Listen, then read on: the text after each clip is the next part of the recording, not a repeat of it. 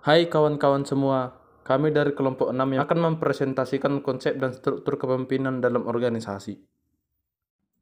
Baik, kami akan memulainya. Baik, mari kita bahas apa itu kepemimpinan. Kepemimpinan adalah sebuah kemampuan yang terdapat di dalam diri seseorang untuk bisa mempengaruhi orang lain atau memandu pihak tertentu untuk mencapai tujuan. Terdapat beberapa pendapat ahli mengenai pengertian kepemimpinan. Antara lain, menurut Stoner, kepemimpinan adalah sebuah proses dalam mengarahkan atau mempengaruhi kegiatan terkait sebuah organisasi atau kelompok demi mencapai tujuan tertentu. Menurut Wahjo Sumijo, kepemimpinan merupakan kemampuan dalam diri seseorang dan mencakup sifat-sifat seperti kepribadian, kemampuan, dan kesanggupan. Sedangkan menurut Hemphill dan Kunz, kepemimpinan adalah perilaku individu ketika memimpin aktivitas dalam kelompok atau organisasi untuk mencapai tujuan bersama atau share goal. Kepemimpinan memiliki beberapa teori, antara lain 1 teori kontingensi, 2 teori kepemimpinan situasional, 3 teori kepemimpinan transformasional, 4 teori transaksional, 5 teori perilaku, 6 teori kepemimpinan orang hebat, 7 teori sifat kepemimpinan. Adapun fungsi-fungsi kepemimpinan antara lain, yang pertama fungsi instruktif, yaitu fungsi ini menempatkan pemimpin sebagai pengambil keputusan dan pemberi tugas terhadap bawahannya. Yang kedua, fungsi konsultatif. Fungsi konsultatif sifatnya dua arah. Bawahan dapat berkonsultasi pada pemimpin untuk mencari jalan terbaik dalam mencapai tujuan bersama. Sedangkan pemimpin diharapkan punya pengetahuan terkait hal yang sedang dikerjakan agar dapat mengarahkan bawahannya dengan baik. Yang ketiga, fungsi partisipasi. Pemimpin mampu mengaktifkan partisipasi para pesertanya sehingga mereka juga turut berpartisipasi dan berinisiatif dalam suatu proyek. Fungsi delegasi. Pemimpin mampu untuk mendelegasikan suatu wewenang kepada orang lain yang memang sesuai dengan tugas tersebut. Yang terakhir ada fungsi pengendalian. Pemimpin mampu untuk mengendalikan segala aktivitas bawahannya agar efektif bertugas untuk mencapai tujuan dan tidak keluar jalur. Tujuan kepemimpinan. Tujuan kepemimpinan ada 2. Yang pertama, mencapai tujuan. Kepemimpinan merupakan sebuah hal yang dibutuhkan dalam perusahaan atau kelompok supaya tujuan dapat tercapai. Yang kedua, memotivasi orang lain. Tujuan lain dari kepemimpinan adalah untuk memotivasi orang lain agar bisa melakukan sebuah hal dengan baik dan memaksimalkan kemampuan. Apa sih syarat-syarat menjadi seorang pemimpin? Yang pertama, punya pendirian. Yang kedua, proaktif. Yang ketiga, jujur. Yang keempat, komunikatif. Yang kelima, terbuka terhadap pendapat. Yang keenam, tidak mudah iri. Yang ketujuh, visioner. Dan yang kedelapan, sabar. Selanjutnya, macam-macam gaya kepemimpinan. Yang pertama, kepemimpinan otokratis. Kekuasaan pemimpin sangat mutlak. Yang kedua, kepemimpinan birokrasi. Mengatur berbagai macam hal secara sistematis. Yang ketiga, kepemimpinan partisipatif. Memberikan ruang bagi bawahan untuk berpartisipasi. Dan yang keempat, kepemimpinan delegatif. Bawahan diberikan kebebasan oleh para pemimpin. Baiklah teman-teman sekalian, sekarang saya akan membacakan studi kasus mengenai konsep dan struktur kepemimpinan di dalam sebuah organisasi. Oke, kita langsung saja. Gaya kepemimpinan di PT Wijaya Makmur Sentosa. PT Wijaya Makmur Sentosa merupakan sebuah perusahaan yang bergerak di bidang distributor rokok. Rokok yang didistribusikan adalah brand yang terkenal di Indonesia yaitu Sampurna. PT Wijaya Makmur Sentosa sudah menjalankan usahanya sekitar 30 tahun, mulai dari toko kelontong, kemudian menjadi agen, hingga sampai saat ini sudah menjadi PT sendiri.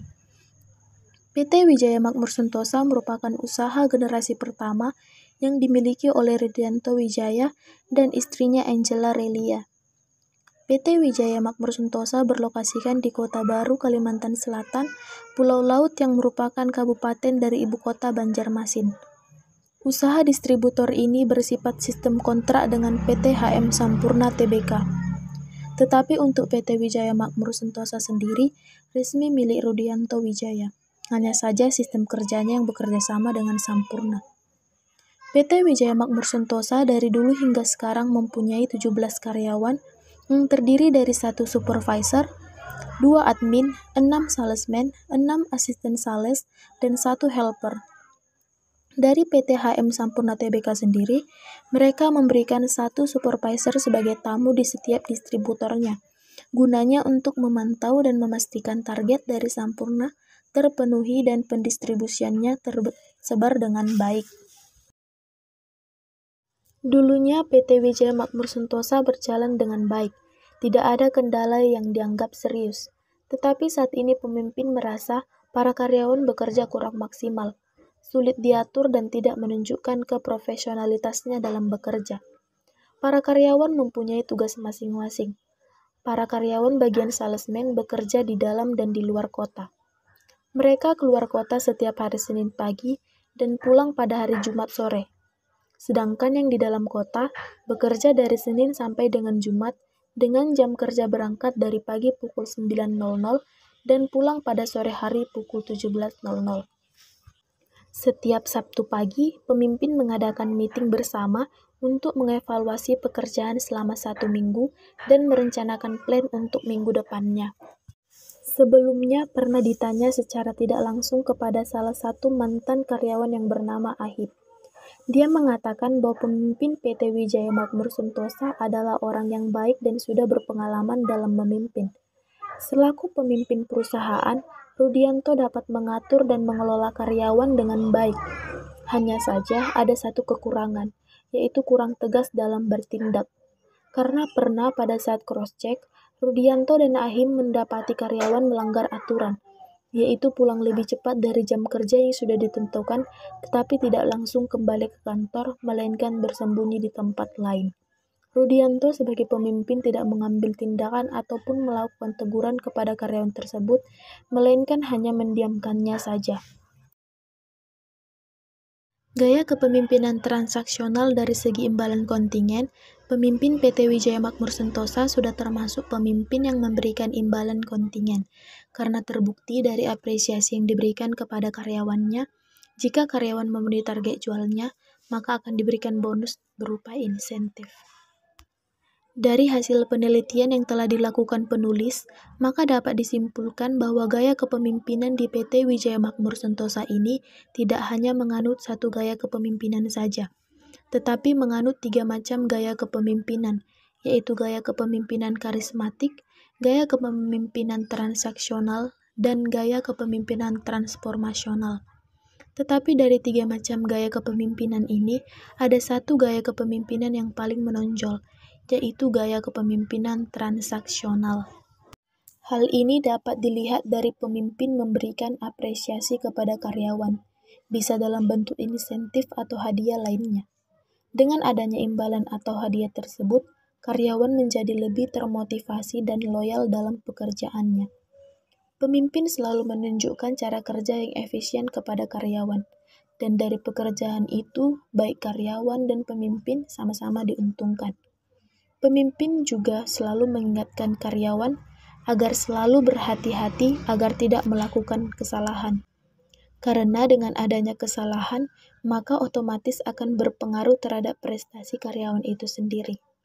Pemimpin memang menyerahkan seluruh pekerjaan dan tanggung jawab kepada karyawan sesuai dengan job desk-nya masing-masing. Di sini tugas pemimpin hanya mengontrol dan memastikan apakah pekerjaan itu sudah benar atau belum, dan target tujuan sudah tercapai atau belum.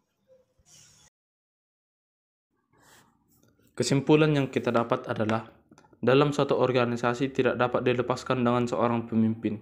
Seorang pemimpin pasti memiliki suatu hal yang istimewa dibandingkan dengan anggota yang lainnya. Kelebihan inilah yang kemudian menjadi suatu penilaian dari para anggotanya. Tidak semua orang memiliki kelebihan itu karena ia tidak dapat dibeli, melainkan dari pendidikan dan pengalaman. Seorang pemimpin harus mampu menjalankan tugasnya dengan baik. Semua anggota merasa diperdayakan dan diberi haknya secara maksimal. Semua rencana dijalankan dengan prosedur yang baik.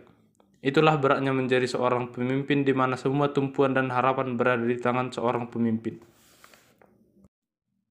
Demikianlah hasil presentasi kami pada hari ini. Jika ada kesalahan kata yang kami ucapkan, mohon dimaafkan. Sekian dan terima kasih.